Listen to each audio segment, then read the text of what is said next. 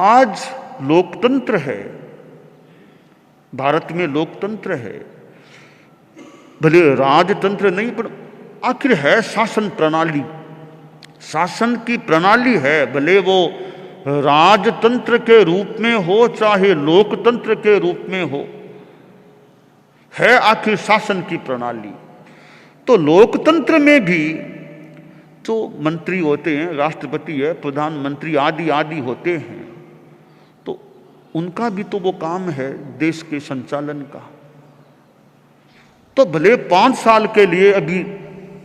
आए होंगे, पर तब तक तो कैसे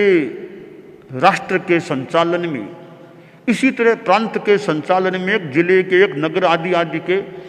कि कैसे गुणवत्ता रहे, कैसे नैतिकता रहे। वह धर्मनिरपेक्ष की जो बात है, बात गलत नहीं है, धर्मनिरपेक्ष ठीक है, तो कौन सा धर्म? संप्रदाय के रूप में तो राष्ट्र का संविधान, राष्ट्र की व्यवस्था धर्म निरपेक्ष किसी एक धर्म पर आधारित नहीं है, यानी सब संप्रदायों को अपना अधिकार है काम करने का। उस अर्थ में तो धर्मनिरपेक्ष ठीक है, पर त्याग नैतिकता के संदर्भ में राज्य संचालन को, शासन को धर्म सापेक्ष होना चाहिए, कि धर्मयुक्त शासन प्रणाली हो, धर्म से प्रभावित शासन प्रणाली हो, नैतिकता से प्रभावित शासन प्रणाली हो, जनता हो, तो राष्ट्र अच्छा रह सकेगा। तो संप्रदाय की दृष्टि से तो किसी एक संप्रदाय का बोलबाला नहीं, चाहे जिस धर्म को मानो, उस संदर्भ में तो धर्मनिरपेक्ष शासन की बात ठीक हो सकती है, पर संचालन के तरीके की दृष्टि से, नैतिकता आदि की दृष्टि से राष्ट्र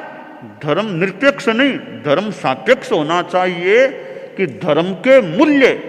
हमारे राष्ट्र के शासन में रहेंगे, राष्ट्र के संचालन में रहेंगे। तो राजनीति में शुद्धता रहती है, वो नीति जितनी शुद्ध रहती है, राजनीति में अहिंसा का प्रभाव रहता है, राजनीति में नैतिकता का प्रभाव रहता है, राजनीति में सद्भावना का प्रभाव रहता है, तो राज्य का संचालन करने वाले, राष्ट्र का संचालन करने वाले भी उस विशुद्ध राजनीति से काम करते हैं, और राष्ट्र का संविधान भी विशुद्धता के आधार पर होता है, तो राज्य बड़ा अच्छा सुसंचालित हो सकता है।